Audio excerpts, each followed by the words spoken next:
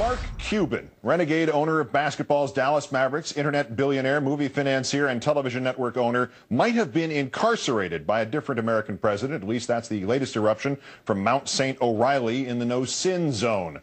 Our third story in the countdown, is Billow implying Cuban should be locked up for backing Brian De Palma's film Redacted, or is he implying it because Cuban had the nerve to criticize O'Reilly?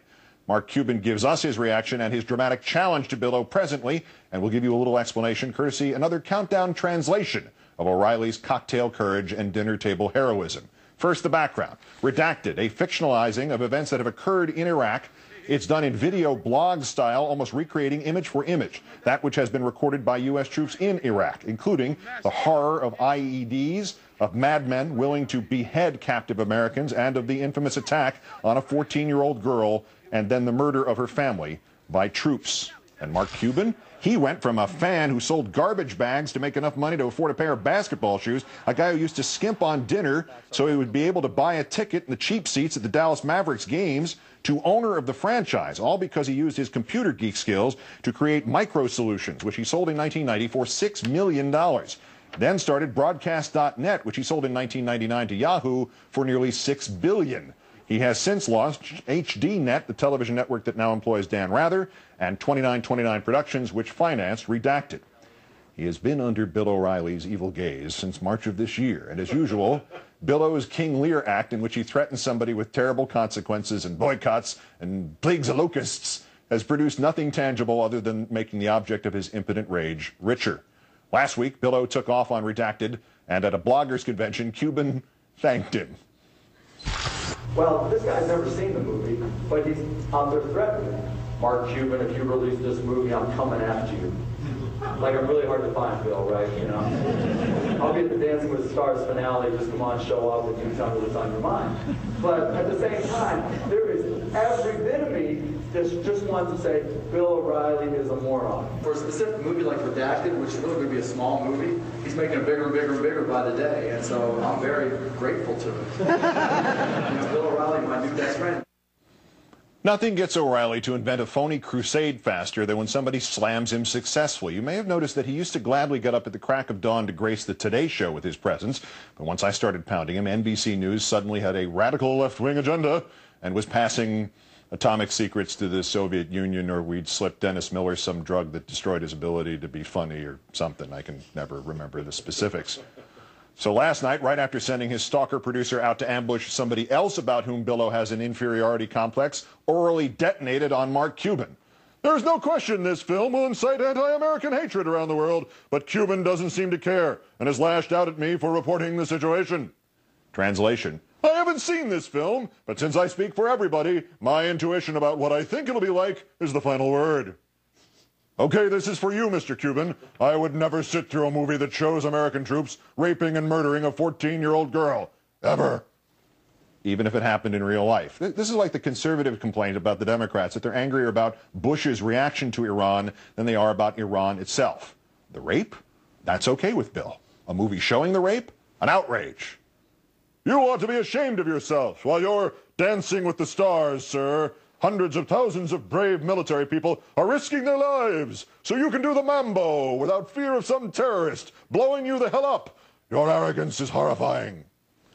The mambo. The fear-free mambo. Translation: Al-Qaeda's next target, TV reality shows. Incidentally, this is why you don't waterboard or otherwise torture detainees, because as stupid as this sounds, if Khalid Sheikh Mohammed or that clown Alibi had actually said, "We want to hit live unscripted television shows," George Bush would have invaded CBS Television City. During World War II, President Roosevelt might have incarcerated Mark Cuban, and General Patton would have slapped the tar out of him. Billow talking incarceration. Once again, he's under the mistaken impression that he has his own police. Plus, in this sentence, Bill has foolishly hearkened back to his worst subject in school, history. He already famously blew the multiple-choice test on World War II. Who were the war criminals at Malmedy? A, the Nazis, or B, the American prisoners slaughtered by the Nazis? This time he seems to have forgotten that FDR didn't simply incarcerate media figures during the war, and that when General Patton slapped a wounded soldier for not standing at attention, Patton lost his command. Billow's knowledge of World War II apparently derives mostly from films or things he vaguely remembers from his own dreams. But this canard O'Reilly uses about presidents incarcerating people is serious, and we will cover it seriously in a moment with constitutional lawyer Bruce Fein. But back to the fun. Today, Cuban's anti-American actions are ignored in many quarters. That must change. So I am asking Dallas Mavericks ticket holders to bring signs to the arena that say, support the troops. Very simple, no negative, just support the troops. That way, Cuban might get the message. Oops. The Mavericks' home game Thursday night against San Antonio has, since before O'Reilly's self-immolation, been scheduled as Texas National Guard Green-Out Night. Cuban's team and the National Guard are to hand out 20,000 T-shirts, the backs of which bear the Guard's toll-free 800 number for recruitment and its slogan, Defending Freedom Since 1636, which they want all fans to wear to show support for the troops since the game's being telecast nationally. The Mavericks also have a Seats for Soldiers program, and they encourage fans to bring signs that say things like, you know, support the troops.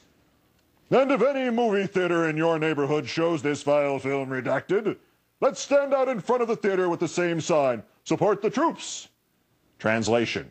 And when I say let's, well, it sounds like I mean let's you and I stand in front of the theater. I don't have the personal courage to go to the John by myself, so you won't actually see me out front with you and the other two protesters. Even if you disagree with the Iraq War, even if you dislike President Bush, no loyal American should support an enterprise that incites hatred against America. So, Bill, you're saying we shouldn't support the enterprise known as the Bush administration, or the enterprise in Iraq, or that enterprise that is most of our foreign policy? Why, Mr. O'Reilly, do you hate America? Most fascinating of all of this, Mark Cuban's response and his challenge to Bill O. next on Countdown.